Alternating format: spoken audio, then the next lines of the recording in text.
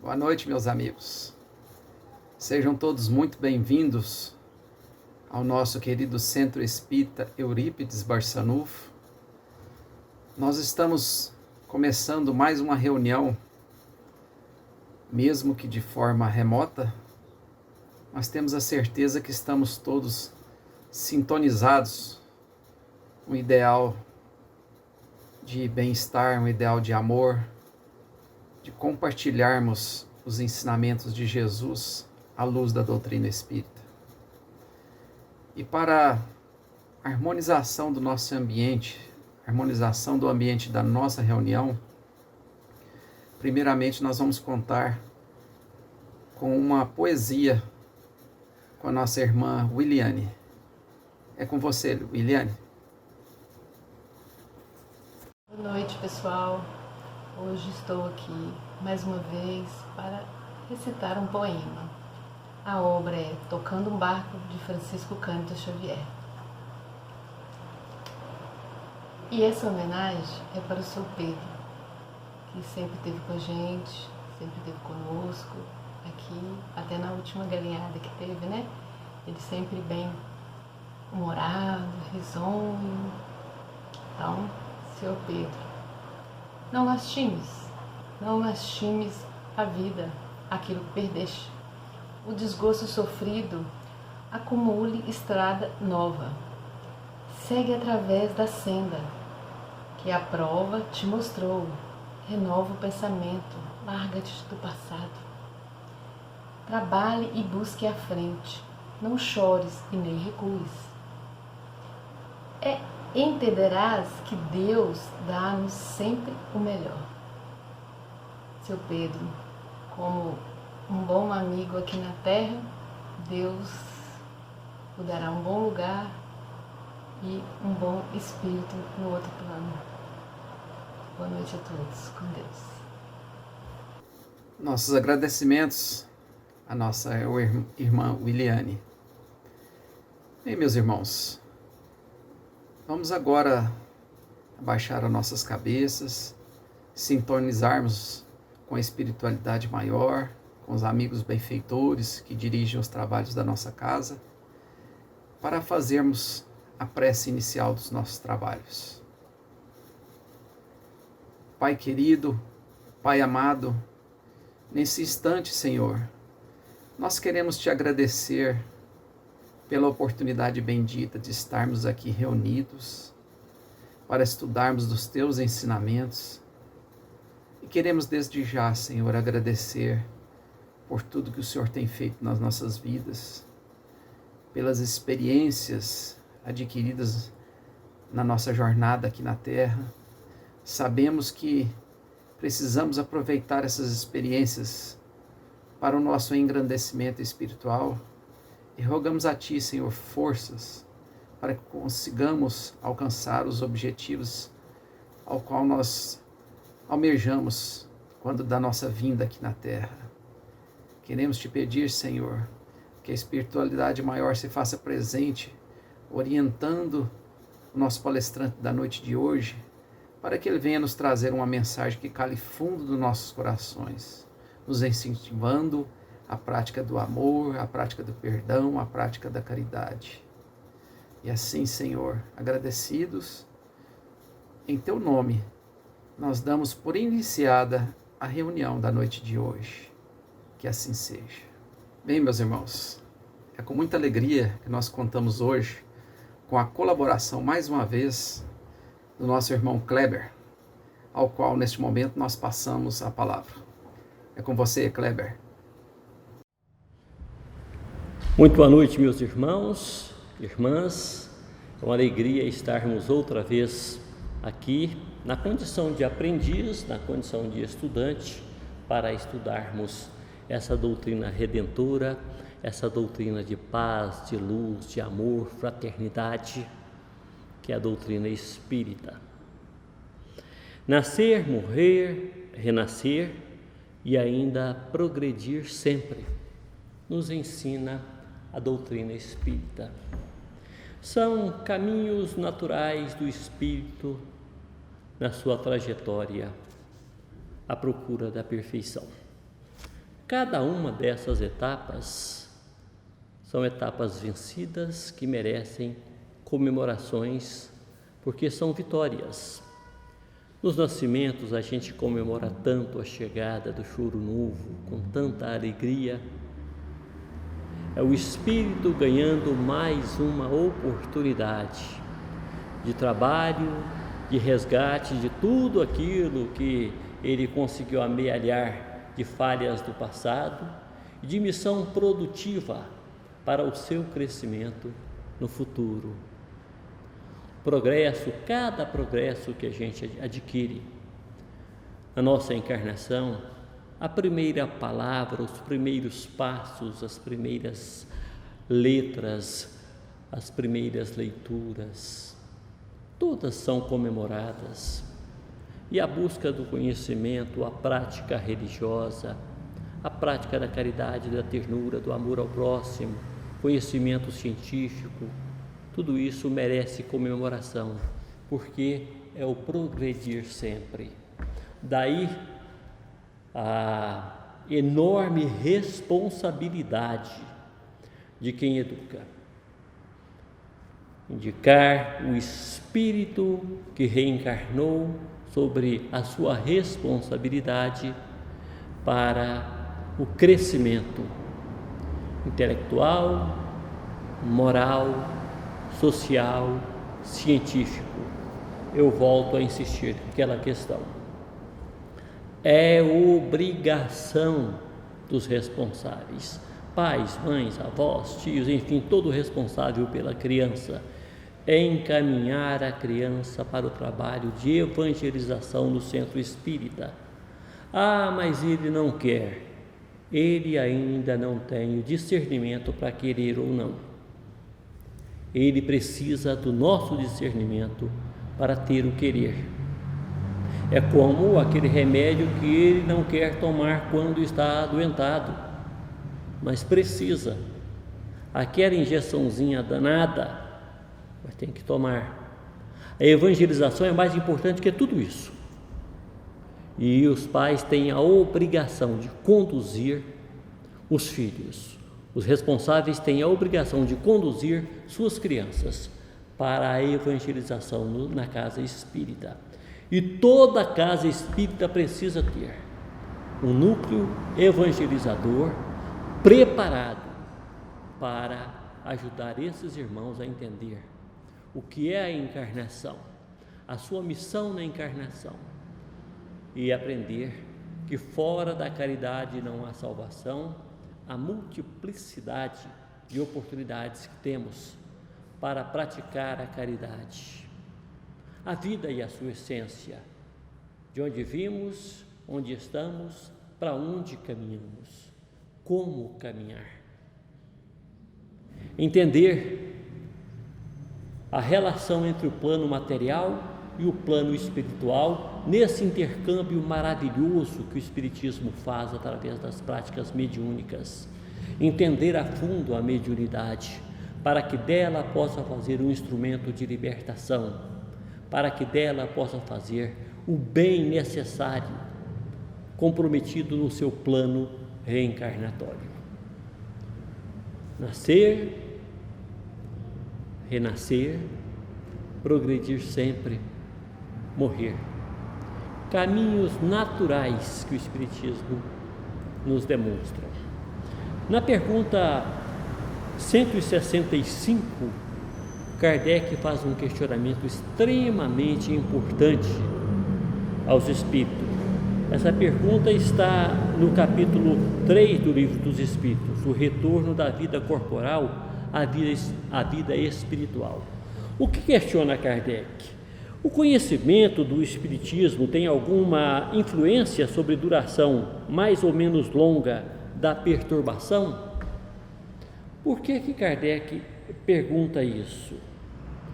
Porque na pergunta anterior, a 163, ele questiona os espíritos.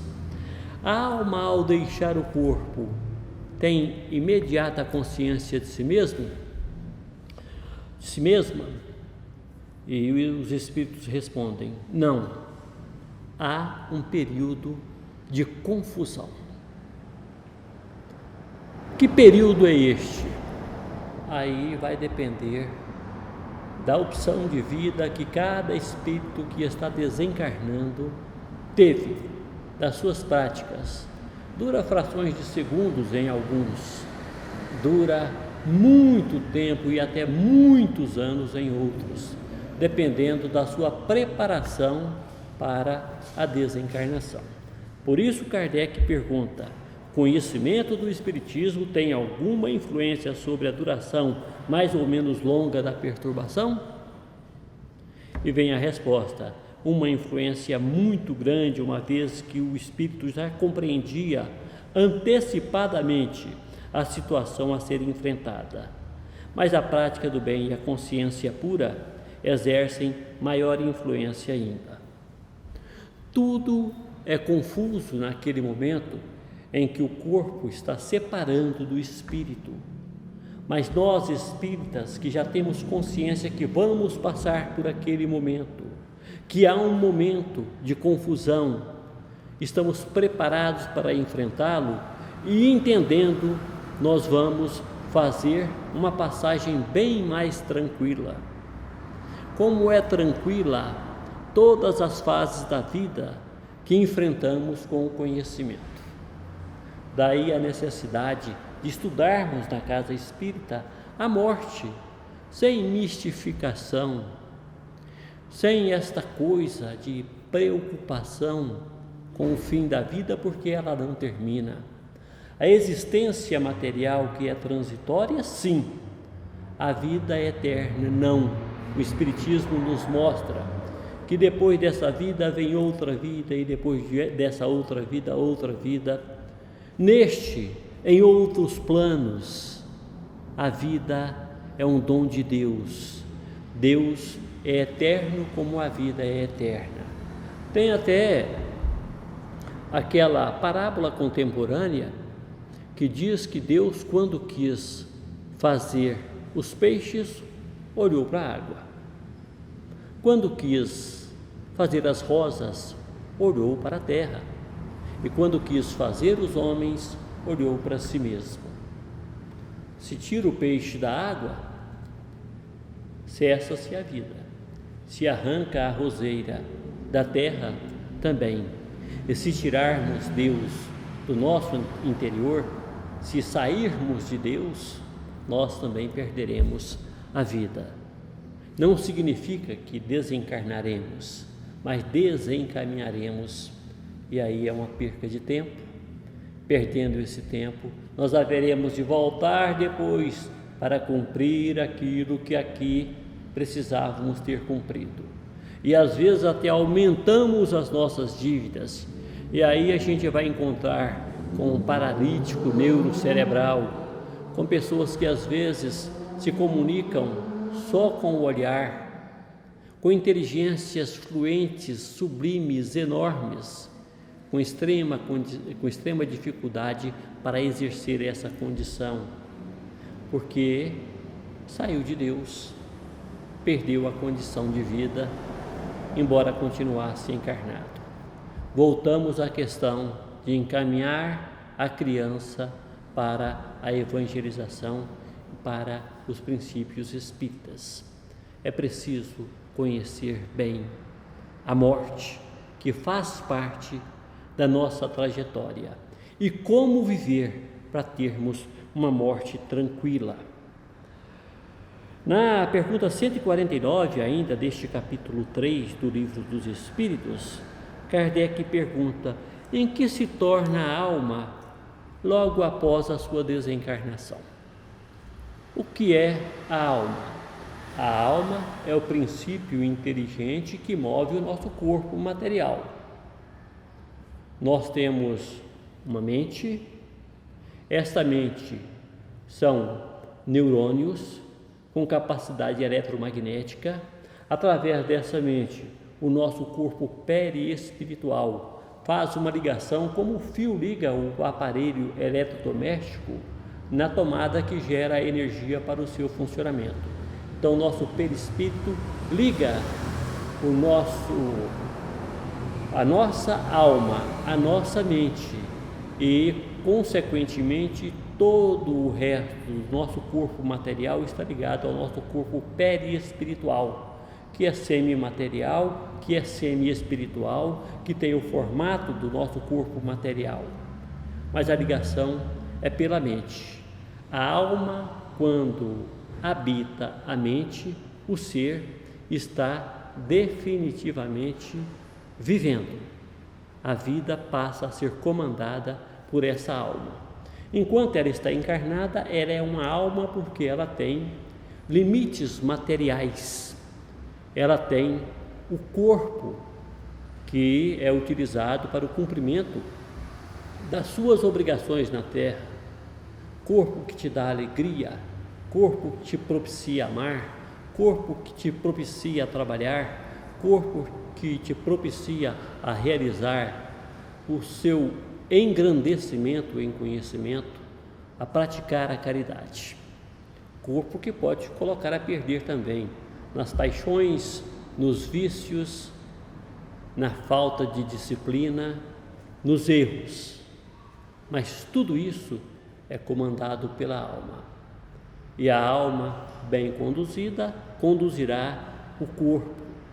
Volto à questão do início, da iniciação ainda criança do ser na doutrina espírita. Quando de imediato em que se transforma a alma após a desencarnação? Primeiro ela sofre aquela perturbação que eu já disse. Então temos que ter consciência que nós vamos desencarnar um dia, que esse é um momento de vitória para a perturbação ser menor. Após a desencarnação, a alma se transforma em espírito, fica etérea sem a prisão no corpo. Ela mantém a sua forma, o seu formato, no entanto. Ela mantém a sua individualidade através do corpo perispiritual, que deixa o corpo da matéria, que vai voltar a constituir matéria fazendo parte da terra, e se liga definitivamente ao corpo espiritual, ao espírito. Daí, quando a gente vê um espírito familiar, conhecido, a gente vê ele com a aparência que ele tinha quando estava ao nosso lado, porque o corpo perispiritual mantém esta aparência. A alma se transforma em espírito.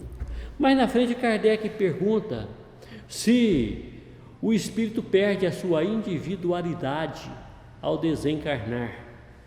Tem algumas crenças que pregam que ao desencarnar o espírito volta para um todo e faz parte do todo universal.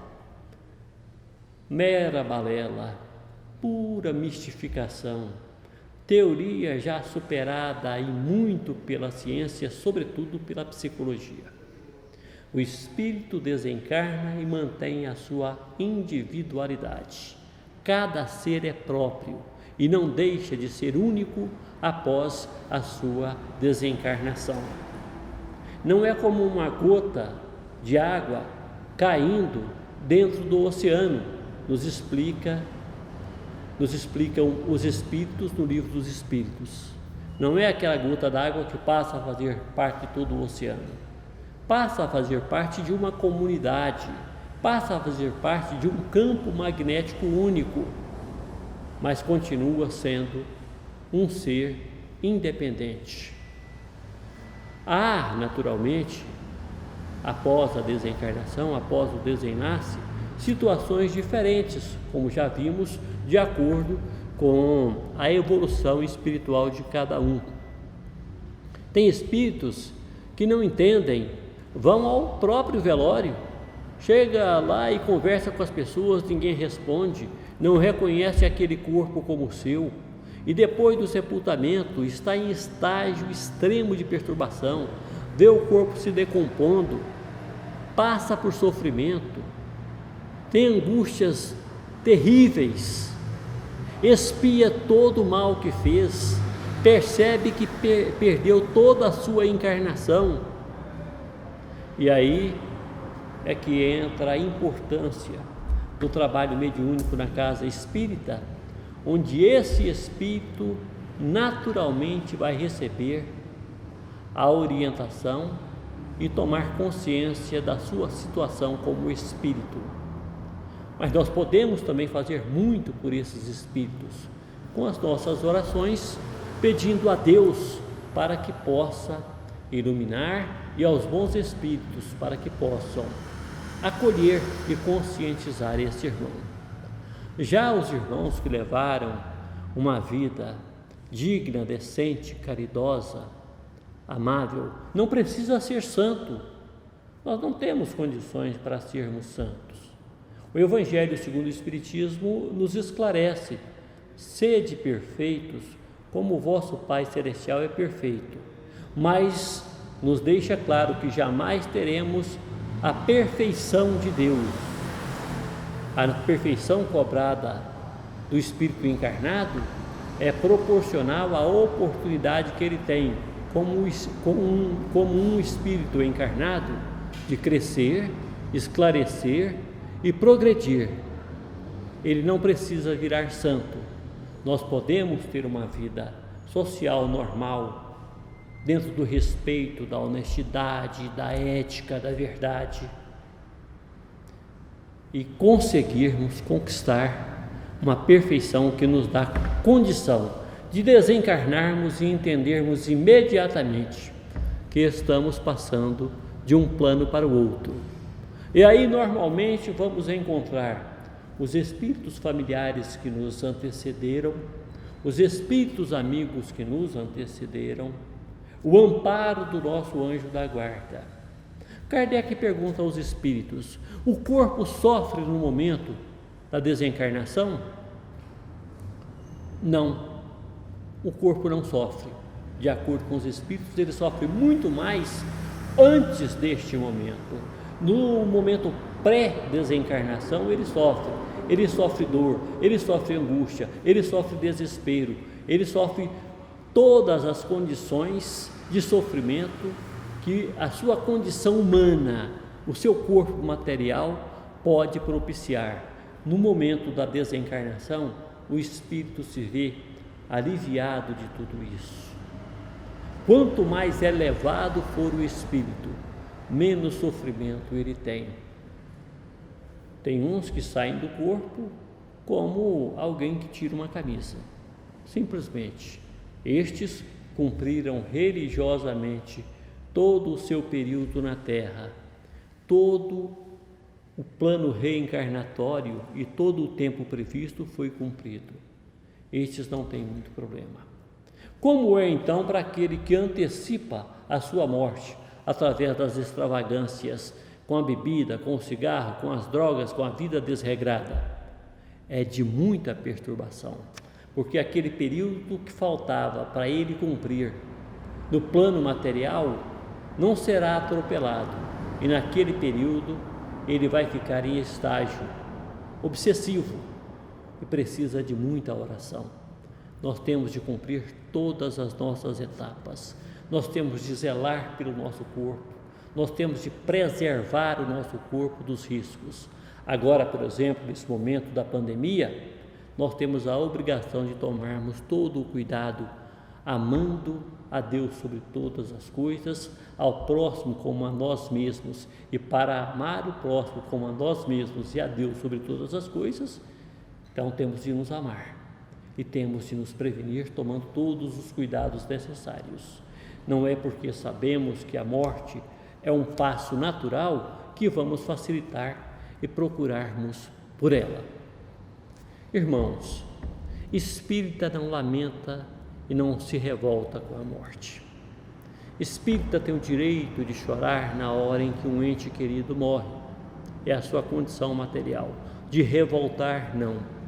De blasfemar, não. De duvidar, não. De ficar apegado ao ente que partiu, atrapalhando a sua desenvoltura no plano espiritual, não. De perturbar o ente desencarnado com pensamentos negativos, melancólicos, não. A morte é um momento de comemoração. É a vitória sobre aquela encarnação que chega ao fim. é a vitória sobre um corpo que já cumpriu a sua missão e muitas vezes já não oferece mais nenhuma condição para o espírito desenvolver. É a vitória sobre um período. Somos seres espirituais cumprindo um estágio transitório no corpo material e não seres materiais em estágio transitório com o espírito ou com o plano espiritual.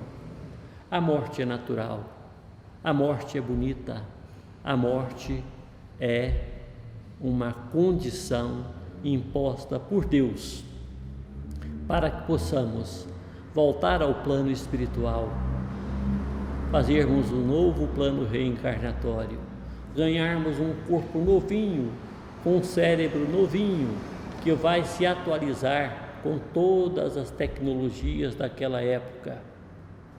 E aquele cérebro vai dar a esse espírito a condição necessária de se atualizar.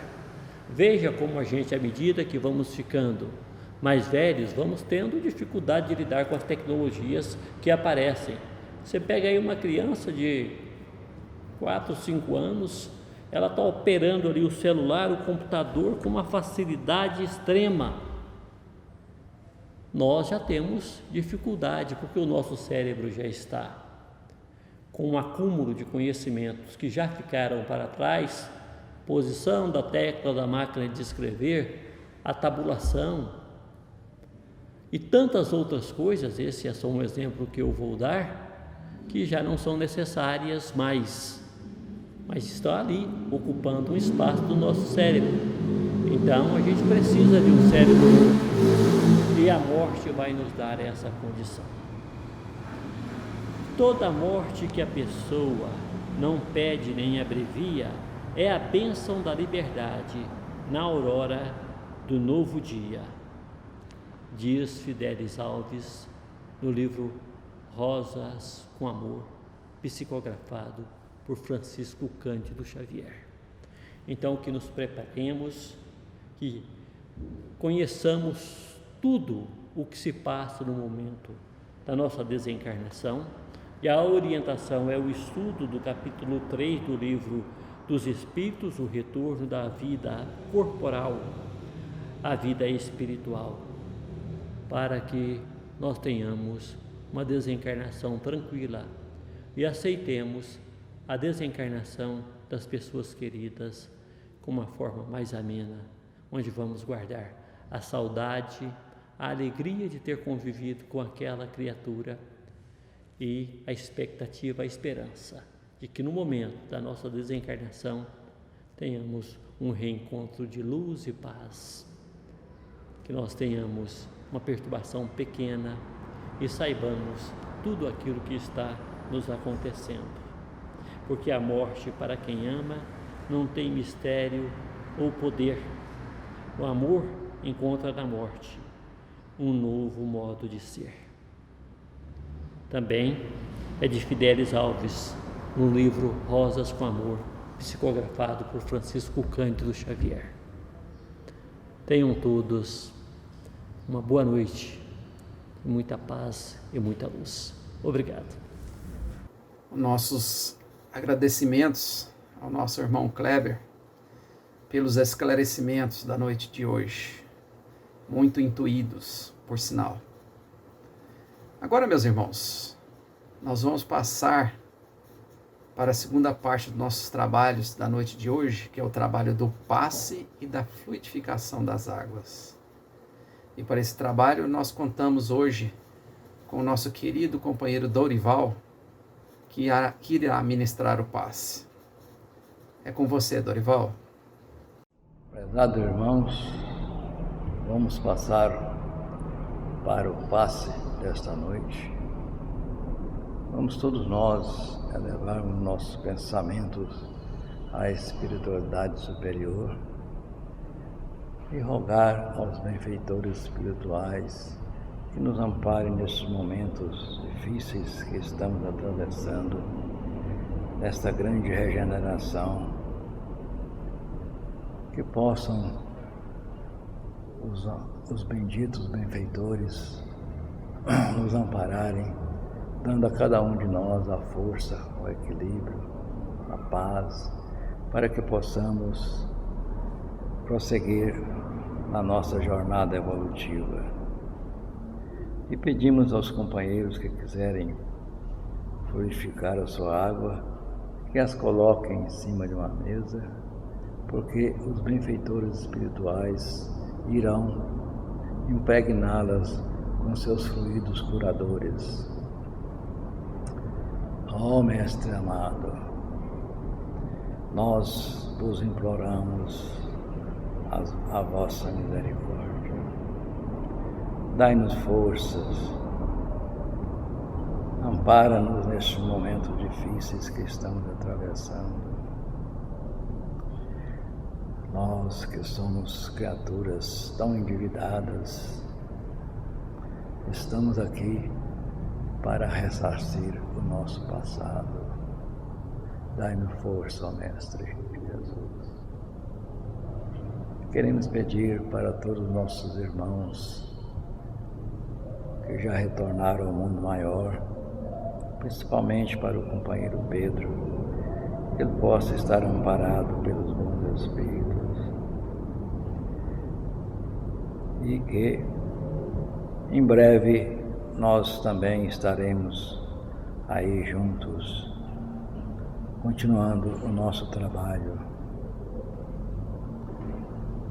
Oração para a fluidificação da água.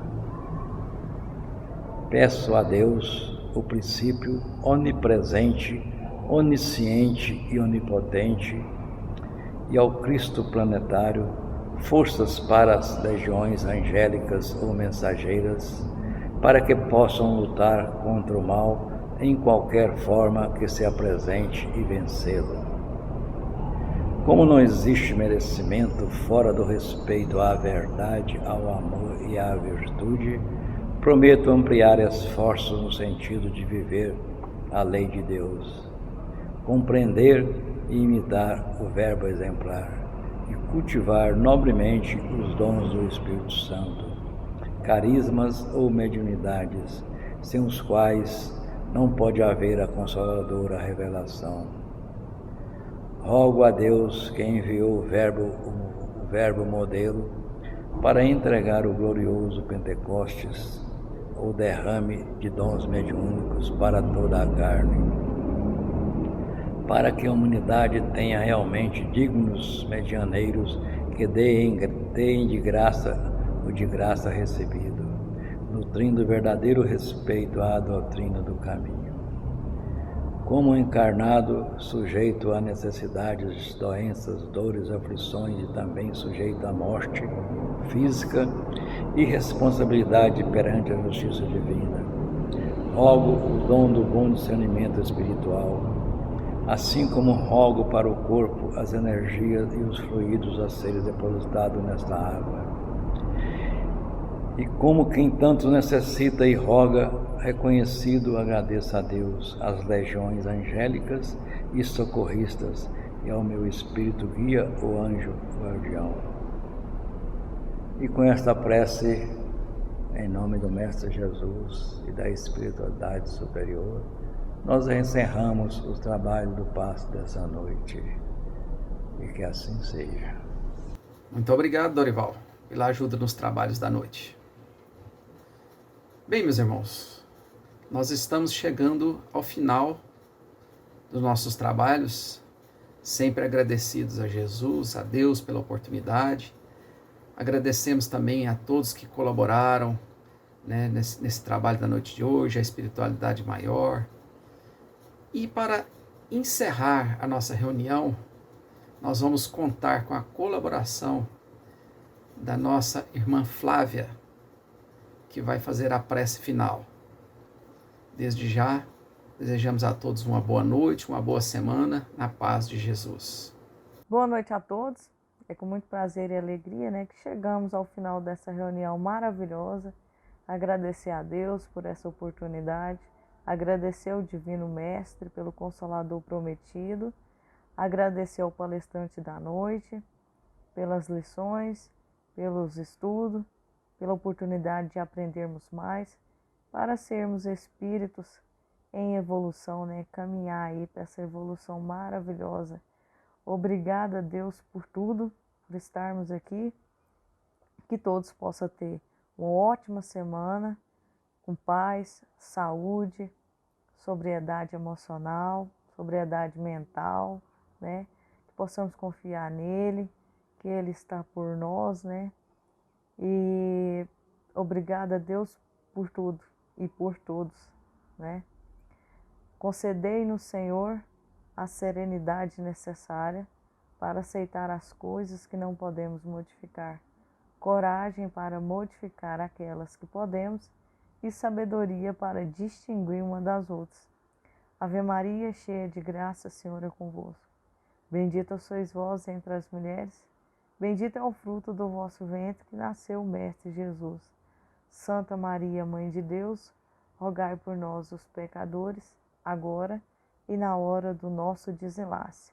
Uma ótima semana a todos, fiquem todos em paz, fiquem com Deus e que assim seja.